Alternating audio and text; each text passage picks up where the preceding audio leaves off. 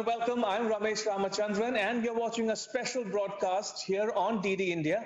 And I have with me a very special guest, Dr. Ausaf Sayeed, India's ambassador to Saudi Arabia, to talk to you, the viewers, about India-Saudi Arabia ties, regional and global issues of interest or concern to both Saudi Arabia and India. Dr. Sayeed, welcome to DD India, and thank you for your time. Appreciate it. Thank you, sir. Right, and before I proceed any further, I want to inform you, the viewer, about the guest in question, Dr. Ausaf Sayeed. Now, Dr. Sayeed is a career diplomat. He has served as India's High Commissioner to Seychelles. He was Consul General of India in Chicago in the United States. He was Ambassador of India to Yemen and Consul General of India in Jeddah, Saudi Arabia.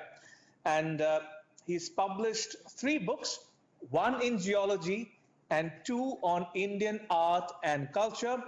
And he holds a Master of Science and a doctorate in geology from Osmania University in Hyderabad.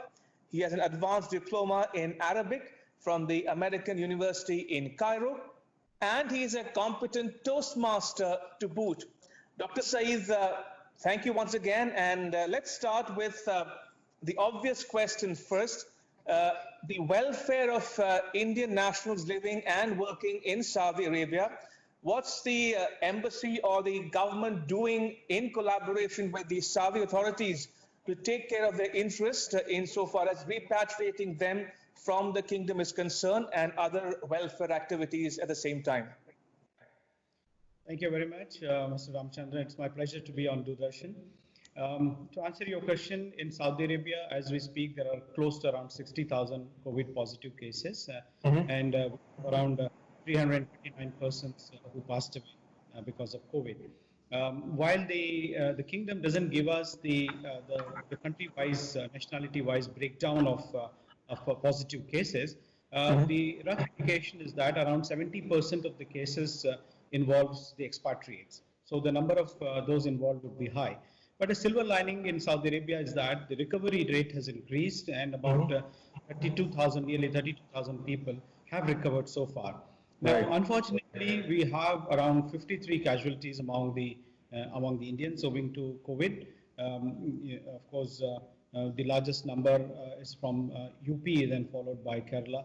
So, but for that, I would say that the Saudi authorities have been very careful since the beginning, to combat the challenge of COVID. They started closing the mosques. They're closing the 2 main mosques, Mecca and Medina, very early, and then they provided. They opened up the healthcare system both to their nationals as well as the workers, residents equally. So they provided free treatment. So all those things were there on the part of the Saudi authorities. But when what we have done in the initial stages itself, we established linkages with various Indian community expatriate groups in different parts of the kingdom. Kingdom is a big country. Indian community is the largest community, expatriate community, with 26 lakhs Indians. So we established contacts, through all these groups. We established doctors group, and I personally, talked to most of these people in different cities, almost 17, 18 cities we covered through video conferencing. Next, what we did is also the important challenge was to see the welfare of the Indian workers, whether they are doing well in their own camps or not. So what we did is that we identified around 100 top employers, Saudi employers of Indians, and then the community welfare wing of the Indian embassy started contacting them almost on a daily basis to get a feedback, on the conditions in the labor camps, what kind of social distancing is being maintained, and and several things like that, so that whether adequate healthcare facilities and social distancing norms are being followed or not. So where are those corona positive cases today as we speak? Are they in a separate facility, and how is the embassy coordinating with them, with these positive cases? You see, most of these cases are spread all over, but then major concentrations are in a few cities. A few cities like in the western provinces, the cities would be Jeddah, Mecca, and Medina. Here it would be the capital would be Riyadh, and then Dammam, and a few cities like that. Now the the facilities, healthcare facilities of the kingdom are spread all over. And so many of these positive cases are put in quarantine by the Saudi authorities, I see. mostly in hotels. And what we have also done is that we also directly get feedback from the Indian community on our COVID. We have a COVID 24/7 COVID special COVID helpline. So on that we receive cases. So whenever we receive any feedback from the Indian diaspora that they are not feeling well or there are medical issues, we pass on this information to the Indian doctors special group which has been created. So they actually talk to the people, understand whether they are suffering from common cold or there are some indications of COVID. So accordingly, these people are guided. So these are some of the things which we are doing. And also I think important thing here to mention is that there is a close coordination which the embassy has established with the Saudi authorities, mainly with the Ministry of Health, so that if there are issues of Indian community getting in touch with the ambulances or there's helplines or something, we intervene. Then again, our channels with the Ministry of Labor, Ministry of Human Resource Development here, and the Ministry of Foreign Affairs.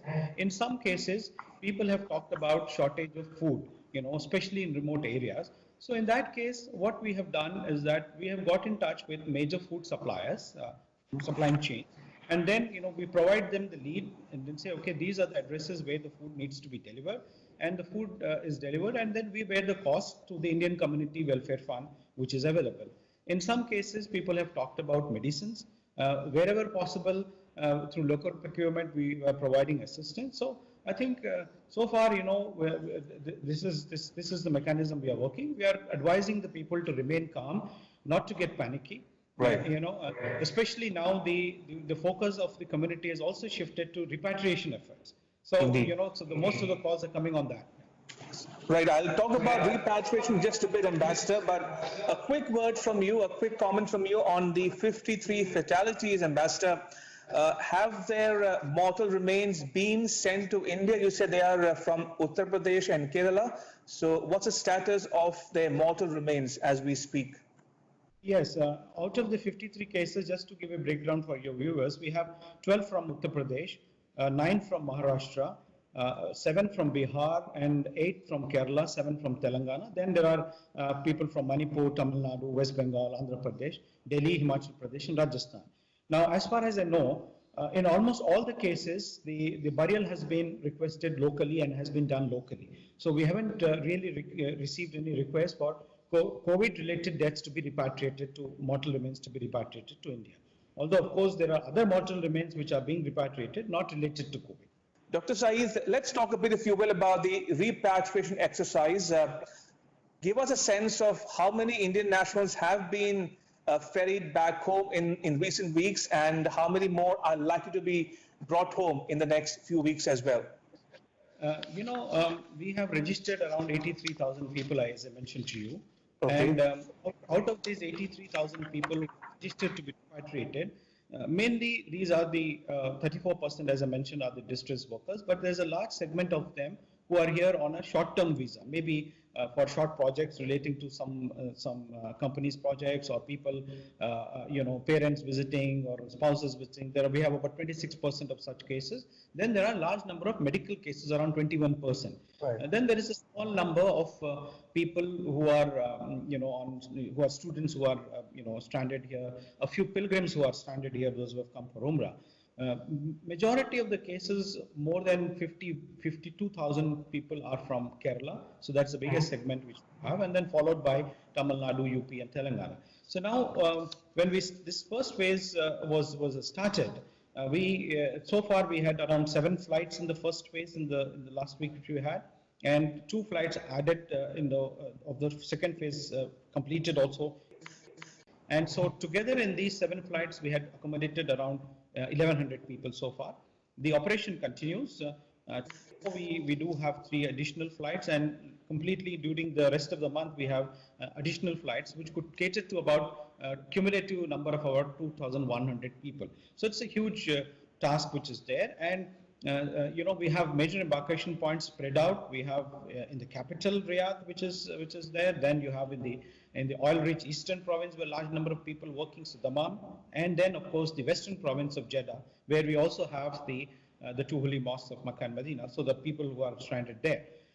So generally, in the first phase, concentration had been to the southern destinations because of the numbers. It has to match the thing, but we did also have a flight to Delhi.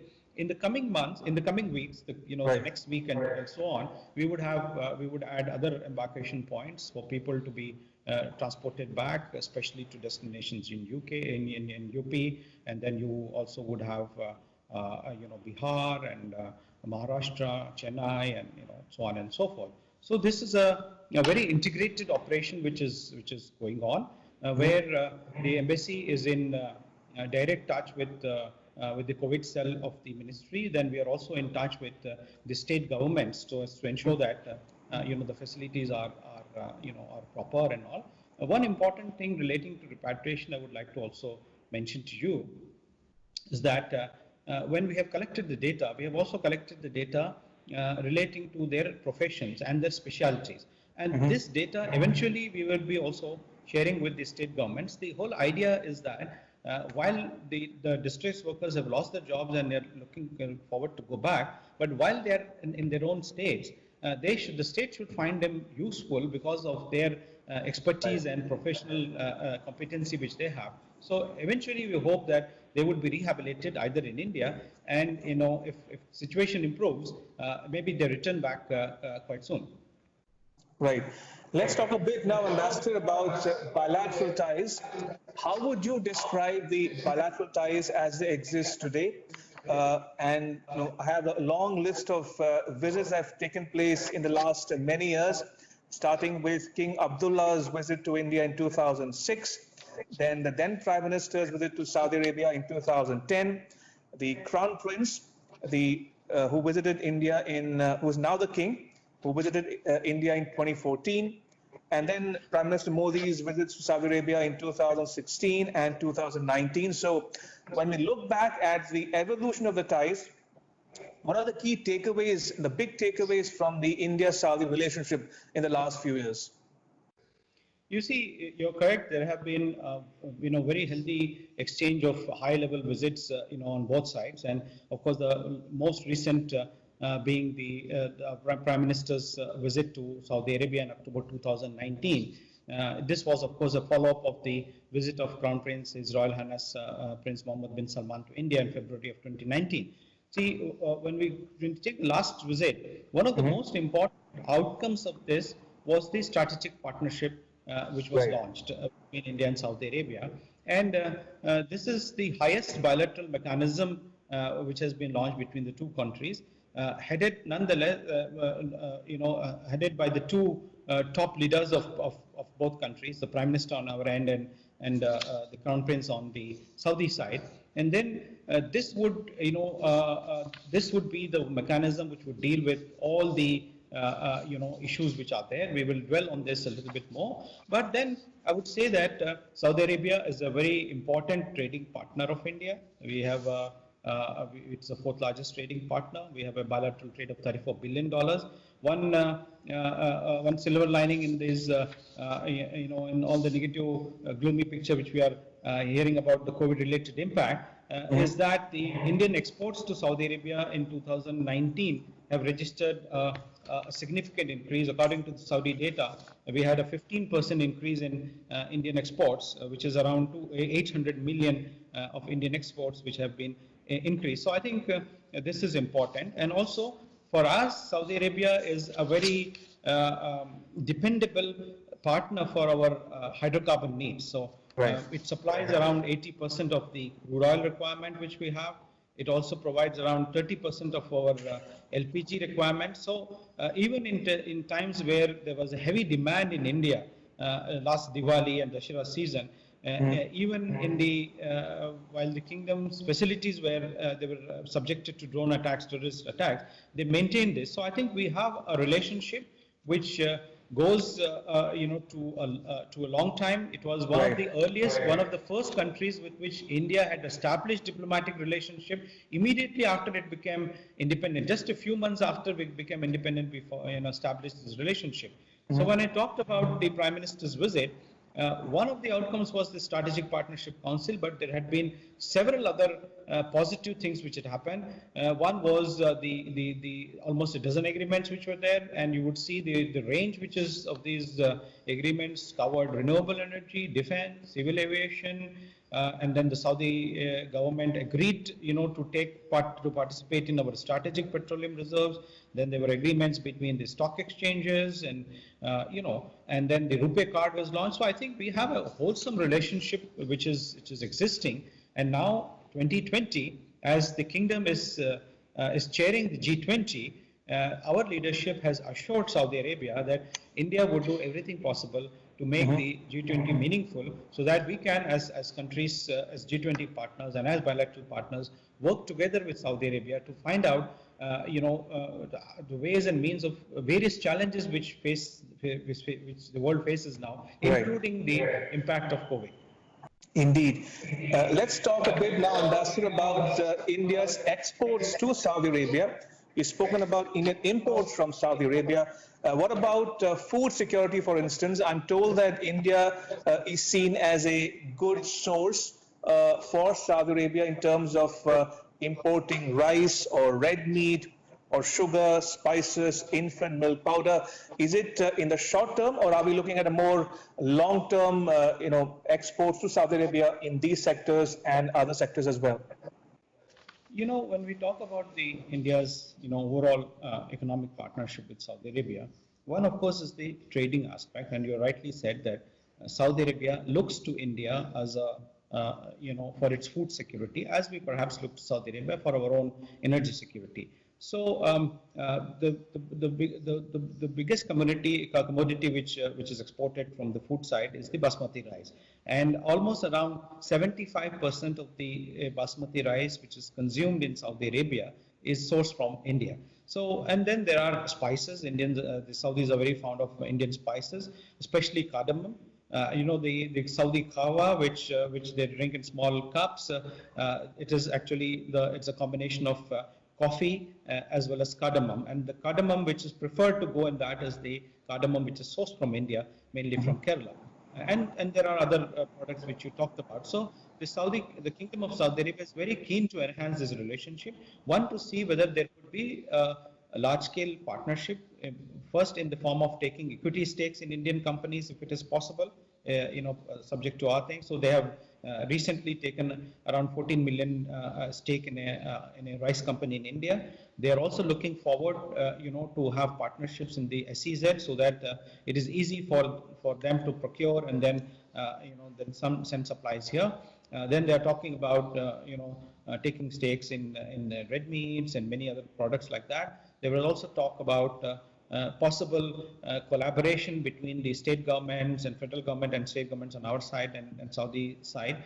On the agricultural side, is in terms of cropping, can there be a contract farming done for the products which are specifically needed there? So it would provide some kind of stimulus to our industry. Sugar, for example, Saudi Arabia is one of the highest consumers of sugars, and then we find that there's a huge opportunity for Indian sugar industry there. So those kinds of partnerships. But apart from this, I would like to mention to you is that Indian companies themselves have made a big foray into Saudi Arabia. As we talk, and not many people perhaps would be able to put it in its perspective, we have close to around 476 Indian companies which have invested in Saudi Arabia, cumulatively around $1.5 billion. And these are big companies, there are small companies, a mix of all companies which are there. So, and then when we talk about companies, we have majors like Tata's, we have Wipro, we have Mahindra, L&T, Shapoorji Pallonji, so many which are there. And they are there in different sectors, different segments: oil-related industry, construction-related industry. TCS is there in the executing projects in the IT side. Wipro is doing that. We are also, I think, into the education side in terms of the IT-related educational services. So one of the things which I would like to emphasize through your channel is that now with the COVID impact, it is understood that much of the work in Saudi Arabia relating to IT would be outsourced. Hitherto, the kingdom was, the companies were very comfortable where they wanted the companies to do on-site work in presence of them. Now, with the changing reality globally, there is an opportunity for the smaller companies also to play big in the Saudi sides because of this outsourcing. So I think this is one. Another area where we are doing pretty well is the automobile sector. As I mentioned already, we have the Tata Motors here, we have the Mahindra, we have the Ashok Leyland. So all these are doing well. Between January and March, we had almost around 400 vehicles being ordered through our companies, which of course which were in the different stages of delivery. Apart from the Indian companies, the large number of vehicles which are imported by Saudi Arabia through companies such as Ford, Hyundai and others, they are also being sourced from the manufacturing plants which are located in India. So I think there is a large interdependence. So it's one is the oil and gas, another is the food and trading, but the rest of this is also the industry part, the engineering part, so this kinds of collaboration. Last, I would like to mention about the startups. Saudi Arabia is providing a very good ecosystem now and a hand-holding for startups, and many of our Indian startups with their innovative ideas can find solutions to the issues which Saudi Arabia is looking forward to. One particular innovation which was demonstrated, technology which was demonstrated in India recently in Gujarat was producing water, potable water out of atmosphere, out of air. So, such kinds of, technologies, which India is definitely a technology, one of the technology hubs of the world. Maybe we can work together in this direction. And finally, Ambassador Sayeed, I want to talk a bit about another important component of bilateral ties, and that's to do with the Hajj pilgrimage. Now, we saw the Hajj quota was increased last year, and that enabled 2 lakh Indians to perform Hajj in August 2019. What are you hearing from the Saudi government on the Hajj pilgrimage for this year? You see, in the beginning, Saudi Arabia, in the very beginning of COVID, they stopped, the lesser pilgrimage, which is the Umrah pilgrimage, which is of course one of the biggest revenue providers. So, and the mosque remained closed, for the pilgrims. So it still remains closed for anybody from outside. Now, the decision relating to Hajj, whether Hajj should be carry forward or not, the kingdom should carry forward or not, has not been taken as yet. We are expecting a decision on this very shortly. Maybe towards the end of this month or something. But then I must also inform your viewers that there had been several instances in history where the Hajj pilgrimage was actually called off. One was due to the plague, and another time it was during the World War II, and situations like that, because public health is extremely important. People come for pilgrimage. There are almost 2.5 million people come to Saudi Arabia from more than from nearly 200 countries. So it's a challenge for any country when you have people coming from there in a pandemic situation to have a pilgrimage. So we are going to see a balancing which the Saudi authorities would need to do. Maybe there would be reduced numbers. I'm not too sure what will be there. But of course, last year we did bring 200,000 Indian pilgrims from India, which was the highest number ever handled by us.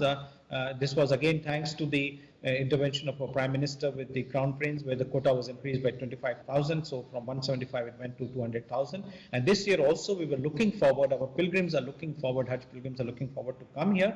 And then from the arrangement side, we have made all arrangements. We're in the process of making the arrangements. So if the Saudi authorities decide to go ahead with the pilgrimage, we would have all the arrangements put in place.